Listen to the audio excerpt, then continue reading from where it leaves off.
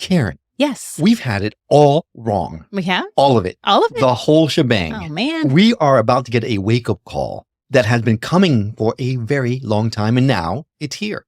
Well, I guess that's good. It depends on who you talk to, because what we know about reality, see, it's all wrong.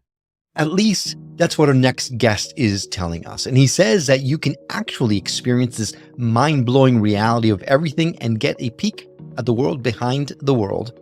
Are you intrigued yet? Very. I know I am. So let's not waste any more time and start the show. My name is Will. And I'm Karen. And unlike Mulder and Scully, we both want to believe. So we've embarked on a journey of discovery. We've talked to people deeply entrenched in the spiritual and metaphysical world. We've thrown ourselves into weird and wonderful experiences. I even joined a coven of witches. And wait, you joined a coven? Yep, all in the interest of finding something. Anything. That will prove that there's something beyond this physical, three-dimensional world we all live in. This is the Skeptic Metaphysicians.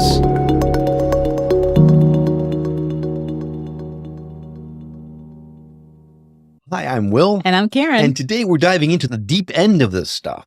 At the top of the show, I mentioned, Karen, that we had it all wrong. Mm-hmm. Well, Dr. Howard Eisenberg, a medical doctor with postgraduate training in both psychology and psychiatry, who pioneered the instruction of parapsychology as a regular credit course at the University of Toronto and was in fact awarded the first postgraduate degree in Canada at McGill University for his highly successful parapsychological research on telepathy. And he's here to give us a glimpse into what it's really all about. Ooh. Now, Karen. Yes. Most of the things that he's going to talk to us about, we might already have had a couple of hints of throughout our show. Mm-hmm. This is going to be the deep dive to end all deep dives into this stuff, because Howard has been on a lifelong quest to discover the true nature of reality. His book is Dream It to Do It, The Science of Magic, and he's here with us today. Howard, welcome to the show. Hi, Will and Karen. Glad to be here. Thanks for the opportunity to share this information with your listeners. Oh, well, we are very excited to have you on the show, Doctor. Yeah. This stuff, everyone knows that this stuff is right up my alley, and we've talked about all this kind of reality shifting and Mandela effects and all that kind of stuff, but you go way, way deeper, right? So what excites me the most about when we were first talking is that apparently, like I mentioned, we've got it all wrong. Like, how so? Well, fundamentally, we think that we're aware and live in the real world. And in fact, we're not aware and we live in an illusion. It's more comparable in a way to a dream. When we have dreams, in our dreams, we think usually it's reality until we wake up afterwards. And right now, in a sense, we're in a dream state. It's actually more like a nightmare state, given the way the world's going right now. It's but not the wrong. point is, it's not the full reality.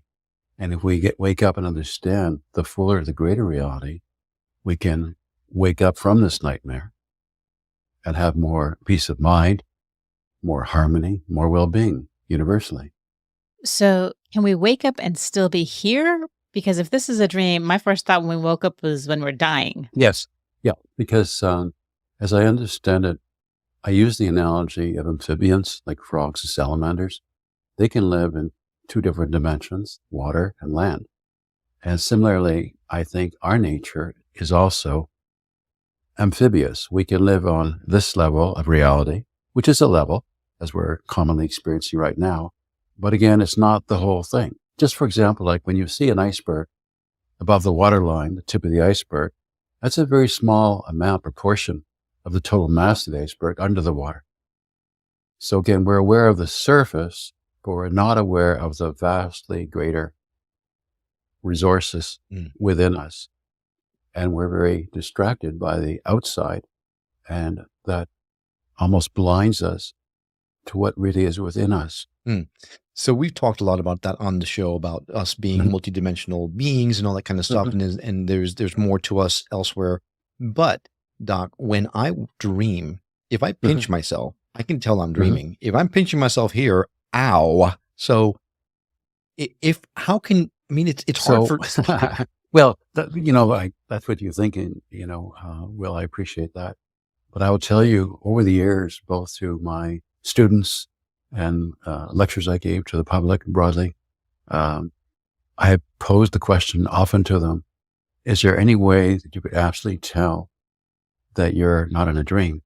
And no one to this day, including very eminent scientists nationally, has ever been able to answer that question, to absolutely say there's no way that you're in a dream. Because when you're in a state, you don't necessarily know you're in that state. I mean, similarly with things like hypnosis, we can hypnotize somebody to not be aware of certain things that normally they would be aware of and other people would be aware of. So again, the mind can filter things, distort things. Unless we, understand that, we're confused by, as I say, and live in that illusion type of life. Okay. Wow. That's a hard one because intellectually I'm thinking, I can tell I'm not in a dream because I can feel myself. I'm not. Okay, so let me give you an example Okay. of one of my students' experience with this. So I taught them, as I teach in my book, how to control dreams. We call it dream programming or lucid dreaming. Mm. So I gave them an assignment. This was at the University of Toronto in my parapsychology and graduate class. And I explained again the concept, and I told them to try to modify a dream in the middle of a dream, to become awake, in other words, in the dream, but not totally awake, be able to modify the dream. And then when they woke up in the morning, to have a pad by their bedside and to write down immediately what they remembered doing. So one of my students reported he had a dream about remembering the instruction I gave them in the class to try to alter the dream in some way and write it down as soon as you awaken. So he did that. And then in the morning he awakened and he looked at his notepad and it was blank. So he had a dream within the dream. But, okay. So I'm still not 100% sure I understand how, because to me it seems pretty obvious that this reality feels very physical to me. But let's go beyond that for a second, because I'm really curious about if indeed we are in an illusion, if we're in a dream like state, Mm-hmm.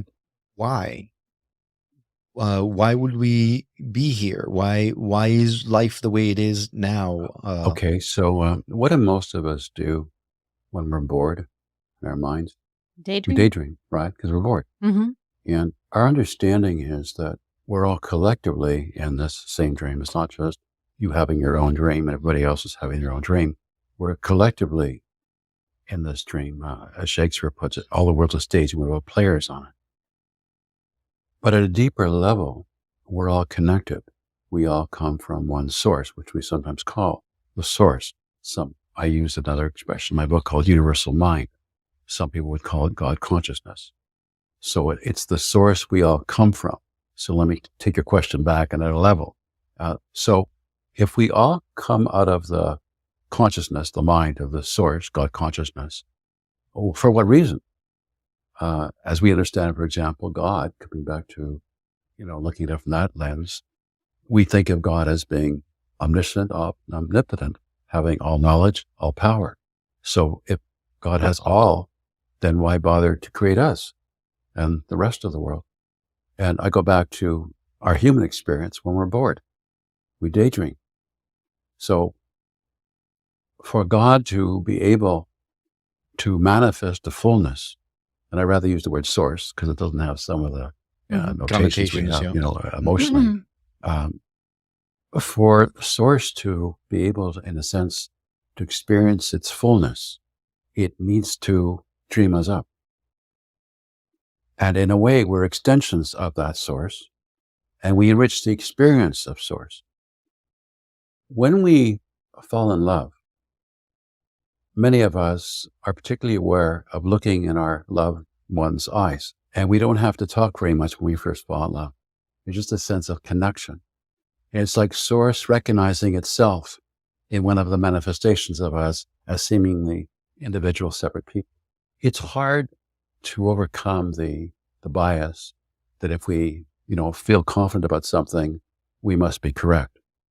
But it's not a good reliable the source of information. Emotion is feeling, but it's not wisdom. I mean, when you look at what's happening right now in your country, where you have, if I could put it one way, one reality, thinking conventionally right now, and yet you have two very large blocks of observers of that reality totally disagreeing. on what the facts are. Totally. Mhm. Across the board. And you might think, well, if you show them something contrary to what they think, then they'll see the light, we'll convince them. No.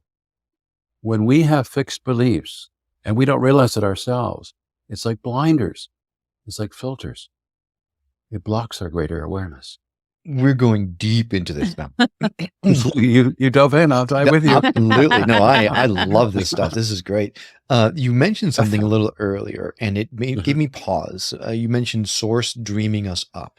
Are you saying then, I'm afraid to ask the question, but are you saying that you feel that we are just figments of God's or source's imagination? Well, first, I don't feel it. I know it. Oh. And it's not just imagination, and I want to come back and talk to you about imagination in a very different way, but I'll just go back and quote the Bible for a moment, where Jesus says, I and the Father are one, but the Father is greater than I. So we're not the whole enchilada, we're not the whole package. We're a figure on the stage, but we are connected to the grand producer director. And we can learn, which I again try to explain in my book, some of the techniques for this, how to access that deeper level of knowledge, of empowerment, of resourcefulness. Now, I just want to come back on imagination, because in our culture, we usually dismiss imagination. So it's just imagination. Mm-hmm. You're just imagining that. It's imaginary. And that again is another example where we have it so wrong, back to the wrong fall of reality, wrong understanding of it.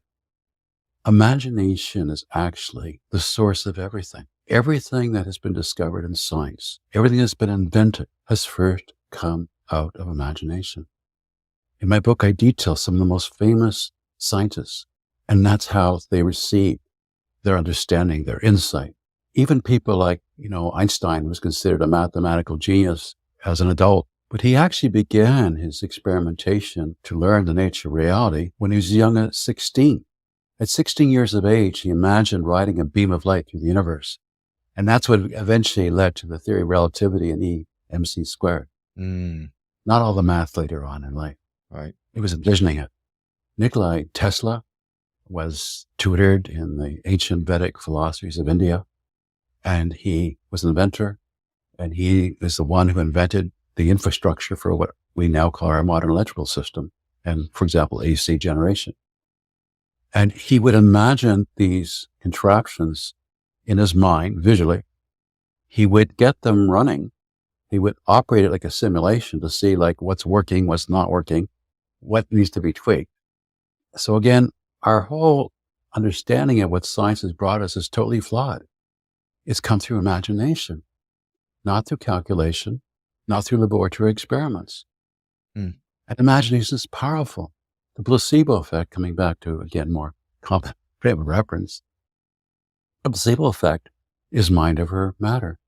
When you believe something that chemically is inert, has no real effect, has some power over you, often you will feel, mentally and physically, that effect because of your belief. Belief can shape reality. And we don't understand when we're caught in our belief system where the filters are, where it's, obscuring or distorting the greater reality. You were saying that there's a difference between someone feeling like something's right and knowing that it's right, because feeling is an emotion and knowing is not. Exactly. How do you know? How do you know that this is true? In two different ways. And it's a good question, Karen. And as you partly also said, in the introduction, I've been on this quest for a long time. I'm at 77 now, and it's almost been my entire life to try and understand the nature of reality, just how do things work, why are things a certain way, and so on. And it was something that just came to me very naturally as a natural sort of curiosity. It was spurred partly too as an adolescent when I'd read science fiction, which is like speculative, things that could happen. And seeing years later, some of those things that were pure speculations becoming actual reality, mature reality. I also always, from an early age, liked challenge. And as I was learning more about science, I became more and more aware of how controversial psychic phenomena, the whole field of parapsychology was. And in my case, that just increased my interest in learning more about it and eventually doing research in this area. which I eventually did do at McGill, as you were mentioning earlier, and set up that telepathy experiment, which had extremely successful outcome and was independently replicated after I did this experiment by another student. It just kept growing and growing, this desire to know, to understand. But it was always with a scientific lens. And in other words, I wasn't basing it just on what I was told to believe or what people believe traditionally or emotionally, what felt comfortable or not comfortable. I really was looking at it scientifically, like what makes sense. Test it out in some way, research it more. And then back to your question, in 2018, I was invited to present a keynote presentation to the annual conference of the Association of Healers. And I hadn't been involved as much in parapsychology for almost a half century since I wrote my book and had my course at the university. I went into the realm of corporate consulting internationally, training, management consulting, and also coaching. And additionally, and still do, have a medical practice and psychotherapy. So I still see patients, and that's how I spent my earlier day today. It's still quite a mix. But back to the question. Yeah. So in 2018, again, to honor the invitation that I was given to be a keynote for an annual conference, I did a very deep dive into a half century of the parapsychological literature since I had last been deeply immersed in it, teaching at university and writing my own textbook.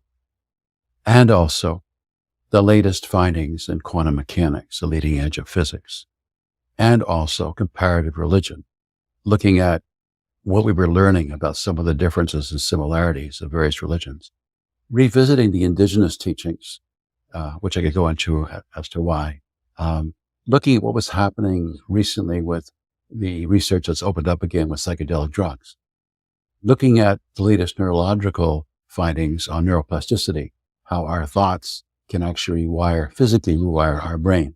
So looking at all that, again, that data dump, still through a scientific lens. And then all of a sudden, and I mean by sudden, in a minute or two, I had what people would call revelation, or some might more cynically say an insight. Suddenly the dots all connected.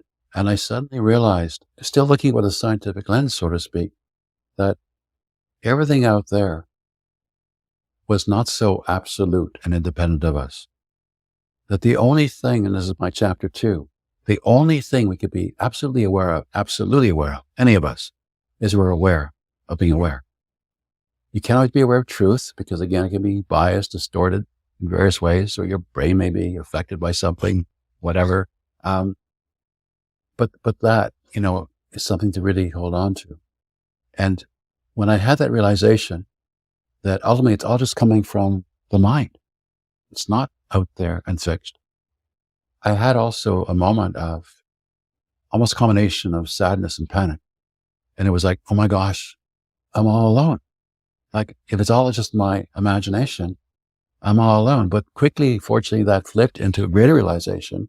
No, I'm not alone. I'm connected to everyone and everything. So to answer your question, deep answer. But that's how I came to this understanding, this knowledge, not just a belief. And when you understand this deeper level that we can access, you can work with it. So I also, in my book, give some of the techniques for people to actually experience it themselves as they're reading the book. You don't have to go off to an ashram for years to be trained. Okay, Doc, you've convinced me. I'm picking up your book because now I've got to, it sounds amazing. It sounds wonderful to have that kind of awareness. I'll also share with you too, well, again, I had written a book, as I said, a half century ago, and it was also used as a textbook for my course. So it was a scholarly book.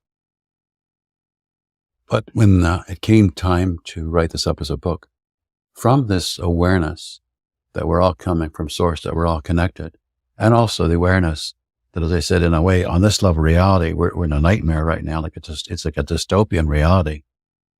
I felt called, I felt compelled to speak out, to share what I've learned with others before we totally self-destruct. Because we're making such a mess of everything by almost every measure. This, we thought not so long ago we were going to the golden age, progress. And now it's so different. And Going it's very hard for almost any of us, for ourselves, and worse for, kids and grandchildren to think like good times are ahead. Yeah. It doesn't have to be this way. This is the feel-good portion of our show. Is it too late to change? No, but I think the window's narrowing, and that's why I felt such an urgency to issue what I really consider this as a global wake-up call. 2 days, I'm doing an invitational lecture to the faculty of the University of Toronto, which will be live streamed around the world.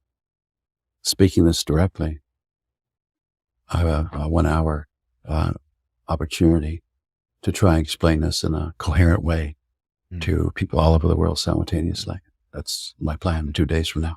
Wow. Now, do you think it's because we are not aware that we're heading straight for this disaster? Absolutely. I mean, come back to this. So we're so unaware to say that this is just one level reality. We're so unaware that we come from this source, and we believe the opposite. We believe that we're all separate from each other. We believe we're also separate from all other aspects of nature. So that makes us more maybe fearful of others. They're separate, or competitive with others. And it leads us to, in a sense, almost rape our planet, which we've been doing, and use it as a dumpster to just, dump whatever we don't need anymore. So that illusion of separation from each other and our earth and everything on this planet is what's causing it. And that's why when I say wake up call, is to wake up and realize, no, this is just one level of awareness. There's something much more deeper and profound and way more important right now for our survival. Well, we need to take a break. The conversation is just getting started, but when we come back, we're going to dive a little deeper into what those other realities might be. And you mentioned the fact that that there's one thing that is the, how can I say this? The principle of the universe. And we'll talk about exactly that is. Karen, you're going to like this right after these messages.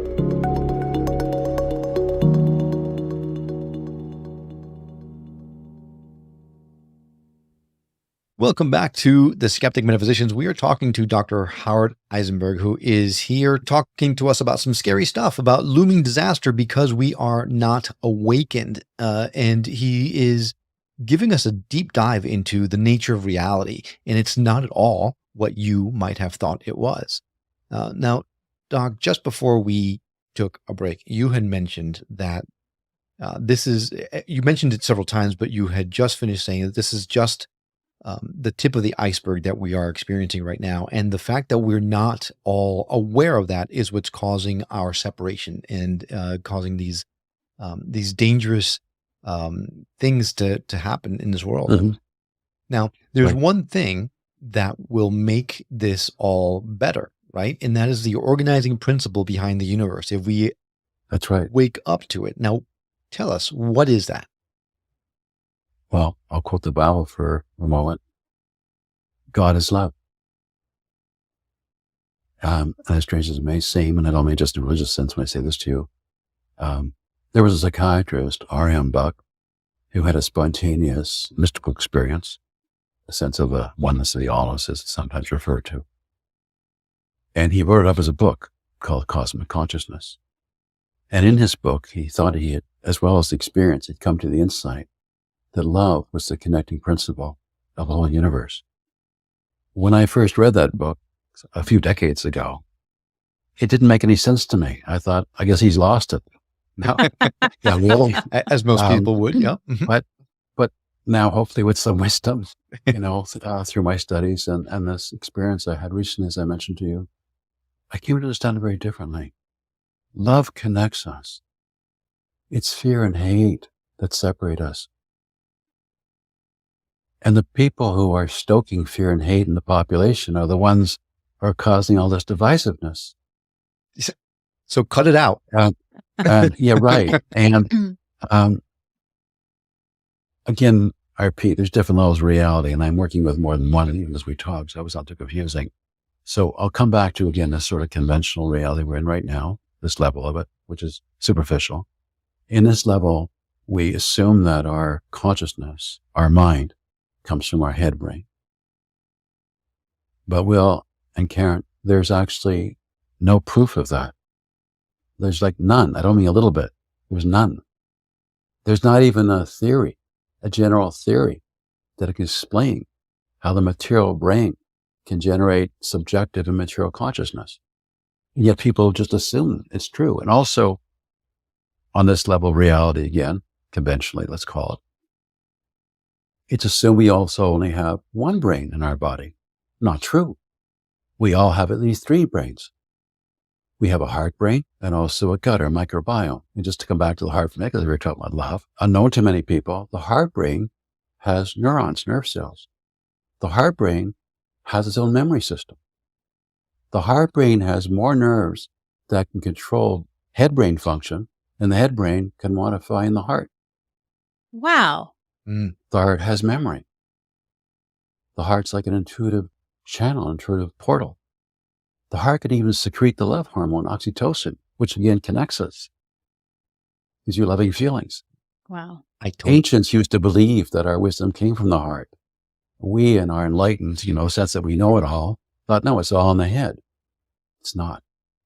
And now we're unfortunately going further that way with AI, artificial intelligence. Right. I mean, if humans don't have heart, what we can expect of AI? Yeah. Yeah. I told you you're going to like it, Karen. I know. I love it. I love it. Doc, Karen is all about love. She is a walking, talking, moving Beautiful. piece of love, right? Around this. So she's very connected to that. And I do kind of get what you say, it's about the love, but then the fear and anger and all that comes in. And I think that's just what replaces the love. Like when the feelings of love aren't there, then what kind of fills in those voids are fear and anger and hate and desperation. And I think a lot of people, and this is just my opinion, but I think a lot of people feel like when we talk about love, it has to be like a romantic love or a mother-child love, but it's just so much more to it than that. Love can express itself. It's connection. Absolutely. And it's connection to everything. It's like, because it is. I mean, it's again, we're extensions of source. Mm-hmm. And we're seeing each other on that level. Yeah. It is more of a, we're getting both levels. We're getting the individuality, but also that deep sense of connection.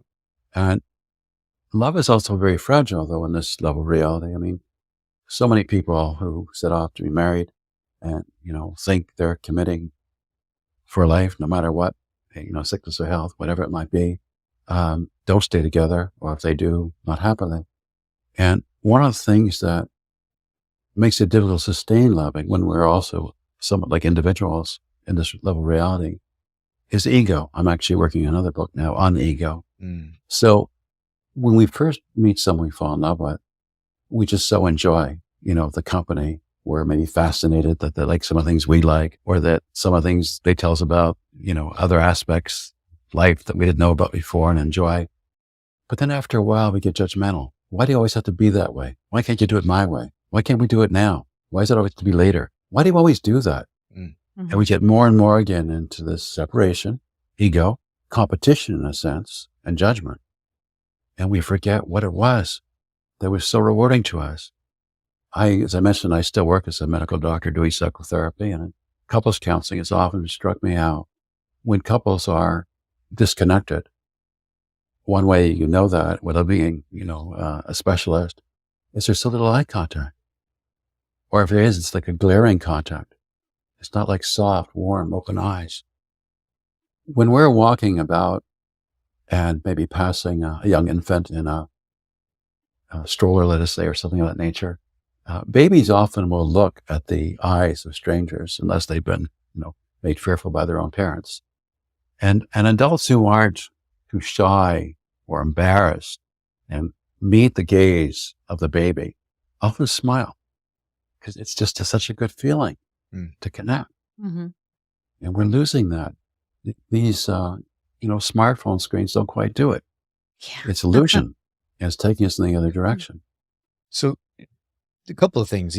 Earlier on, you dropped something that said that you were working on several different levels at the moment. Can you explain that to us? Because I know that you're here with us right now having this conversation, but then it seemed to me that you said you were also at the same time existing on another plane as well. Did I understand that correctly? Well, yes, but it's not just me.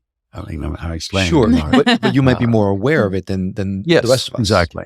And I'm more able to, how should we say, go between them. Okay. So what is that other awareness like? Well, it's that feeling, that connection, that knowing of just being one with everything. So you feel connected at all times with everything. No, I didn't say all the time. Oh, Again, we're amphibious beings, so got it. Got it. But you can flip back and forth between it at Yes. will? Relatively. Oh, Relatively. that's amazing. and that's something that you feel anyone can do. Because I understand what you mean. I've felt that level of connection before, and I've talked about it on the show, and it was astounding. But I haven't been able to hang on to it. I go to sleep the next morning, it's gone. Whether it's the butterfly story or the story where I was in the airport, it's an elusive feeling. So it is elusive because it's, there's an expression, the only constant is change.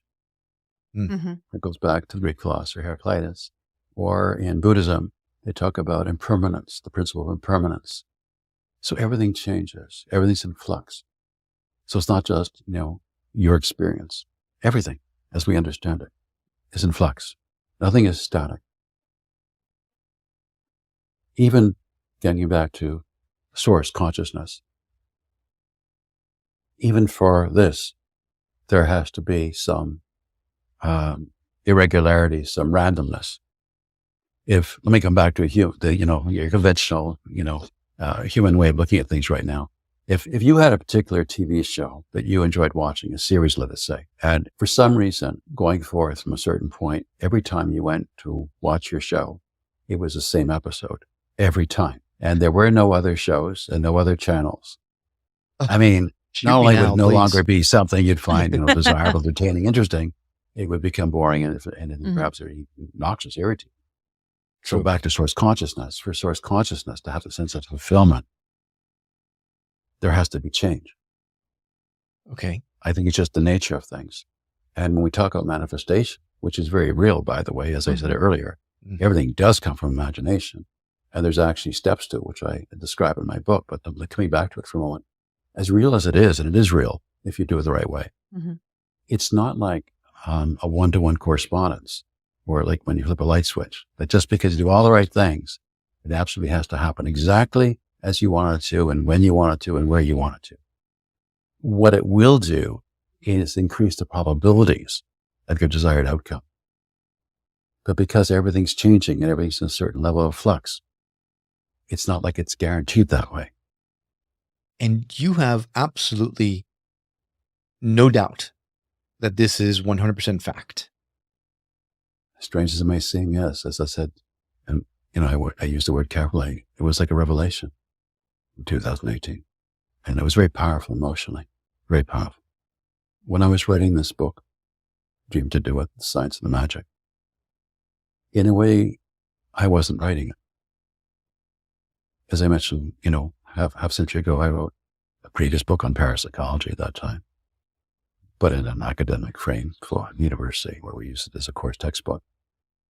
This one had a different voice, and I can't even say to you I could recognize it. For example, there's an audio version of my book too, which I had narrated by a female announcer from a different culture, purposely, because this is not about me. It's about the message and teachings.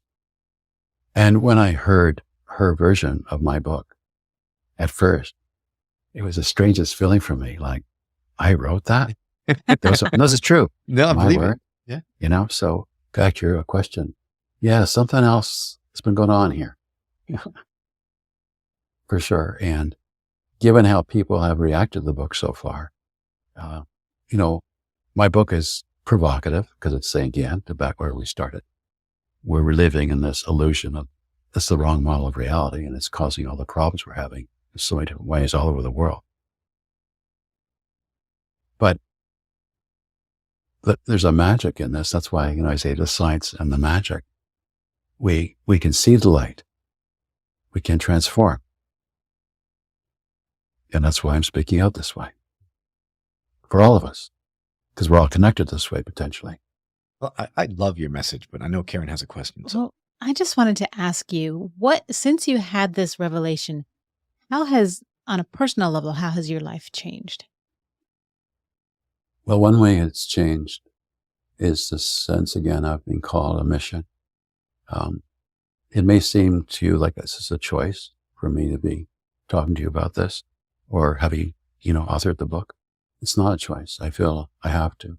Mm-hmm. Coming back to your question and explain that a little differently.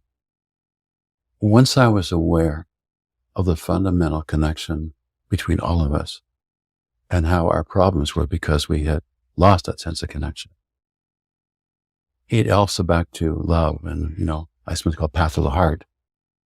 Again, I felt, how can I ignore the suffering I see and the suffering I see and anticipate coming ahead?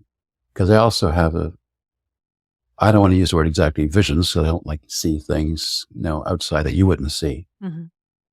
But I just know stuff before it happens sometimes. Mm-hmm. And a lot of it's not good stuff. And how do I stay quiet with that? Right. I mean, on one level, I'm a medical doctor and I'm trained to help people. I never thought I'd have to help the world, but right now it's a pretty sick place. Yeah. So I have to do what I have to do. No doubt about it. No doubt about it. And thank you for your service, because it indeed is what you're doing. A lot of people will take a look at that, what you're doing, and think you've gone off the rails. So along those lines, what has been your experience when you've come out of the closet, so to speak, with this type of information in your field specifically? In the Well, that's the interesting thing.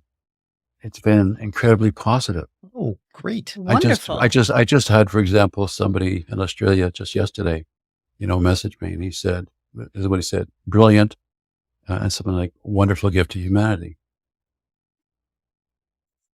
People that I would have thought of as being very conservative people Mm-hmm. have really, really endorsed it big time. So then that's great. That's great news. I'm glad to hear that, because we've heard the opposite in a lot of instances. I know. So that shows you a lot. But then, I mean, I've got so many damn questions and we're running out of time. I want to go down that rabbit hole deeper, but I've got another question that before we run out of time, I got to ask if this is all the way that it is, that as you're saying, what happens to us when we die? If we are just figments of source imagination, for example, I'll go back for a moment to an analogy I use in the book and talk about ourselves when we seemingly are individual, separate from each other, as being comparable symbolically to the waves on the surface of an ocean. If you took a fixed photograph of the ocean, you could actually point to certain waves and say, this is a bigger wave, this is a smaller wave, this one's growing, this one's looks like it's receding back into the body. If you're looking at it as a video or in real time, you literally see the waves emerging, forming, and, going back into the body of the water. So first of all, I think that's our relationship with source. We're temporary extensions. So when you ask me what happens, if you mean, do I think we have a discrete soul? No, because that would be separation. It's all one. Now, there are people who have, as you may know, very vivid memories, which have been verified of what we call reincarnation. There are people too who claim like they're mediums and they can communicate with the spirits and the seas. Now, a lot of that's confusion. It's not that those things are not possible, but the interpretation is not necessarily correct. So if, for example, if a medium is getting information about someone who's deceased and it's accurate information, it doesn't mean it's coming from a separate soul. It's more like in the cosmic information bank now. There's a lot of, emotional trappings in the interpretations many people have come up with in the New Age, the supernatural, unfortunately, because the essence is simple.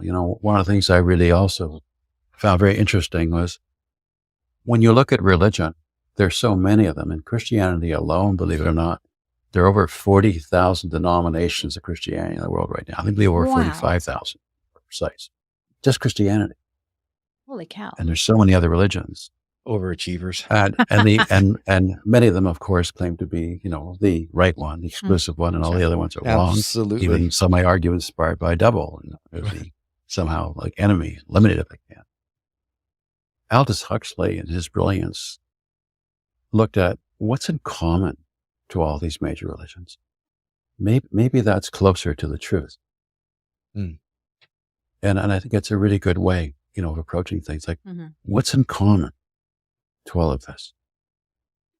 In signal noise detection theory, they talk this, increasing the recognition of the information, the signal from the noise. If you have a poor connection with someone, say by phone, and you have trouble hearing them, if they keep repeating the same thing over and over again, eventually some of the gaps cancel out or the distortion or static, and you hear the message more clearly. So you look at the commonality, what's in common. That's more likely to be closer to truth. Have I blown your mind yet? From hello. Right. You're leaving us speechless, which rarely ever happens. Right. So, it all sounds wonderful. Accessing this principle of love as the organizing principle of the universe, accessing that awareness that we're all connected, that we're all one, being able to wake up to that reality. Aside from buying your book, is there one thing that someone listening to this right now could do right now that could start that process for them? Yeah, and that would be to learn meditation, a proper technique. Yes, because that helps you become more aware of what's within and have more control to not be caught up by distraction. What do you mean by a proper technique? Well, there's cults and some people who, devious notions. So meditation is a 1,000-year-old practice in many different cultures.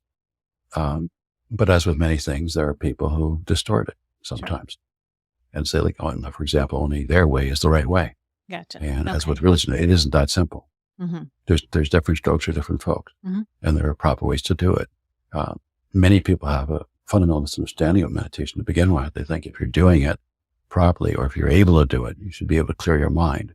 It doesn't work that way. When we say the mind is always active, it's like monkey mind. What you do learn in meditation is not to be caught up by your distraction, to stay in control of your attention. So are you a proponent of guided meditations or sitting in silence? I know there's a lot of different thoughts. I think for a lot of people, it's easier to start with a guided meditation. And I have one of my own recordings, the Tranquility Experience. But I think ultimately you want to do it by yourself. And you don't need any special equipment or place to do it. One of the most common ways historically, and still one of the most fundamental ways, is with your own breath. I give those instructions in my book. Sure. It's not complicated. It sounds like it'd be complicated because it's a lot. But Well, okay, so one of my meditations, for example, that I describe, coming back, I'll just challenge you to get complicated. Oh boy. I call shower meditation. So in shower meditation, you try to have all of your awareness focused on the sensations you're experiencing physically in the shower, the spray of the water, the temperature, the aroma perhaps of the soap or shampoo or conditioner, whatever you're using, sensations as you're applying it to your body, and no thinking outside the shower. So it's not thinking out of the box. So you're not thinking about what you have to do next, or broadly your to-do list, or something you remember something you'd forgotten and you want to write it down as soon as you can. You're using it as a discipline to just have your concentration exercised by focusing it exclusively on just sensation in the shower. And you don't need to have any special apparatus in your shower. You don't need candles or incense. You don't even have to take any longer than you would for a normal shower. But it's an opportunity, and I think simply not a difficult way, to work with meditation. I never thought about that. That's great. And it's a nice, easy way to kind of get started on it. Yeah. You Right. can do And I something a describe little that longer in than a more detail in my shower. book. So really it's about being in the moment, as focused as possible. Yes, because the moment is all that there is. I say like the now is your point of power.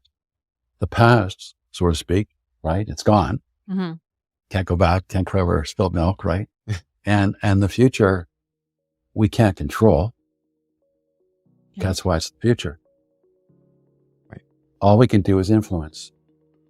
So again, we can change the probabilities. Karen, now hearing that story or that meditation in the shower, turns out I've been meditating a lot more than I thought I was. There you go. You just have to stop thinking about it's Thursday. Yes. Oh my God. That monkey mind does not stop. It is terrible. But, Doc, this has been eye-opening, thrilling, exhilarating, everything all at the same time.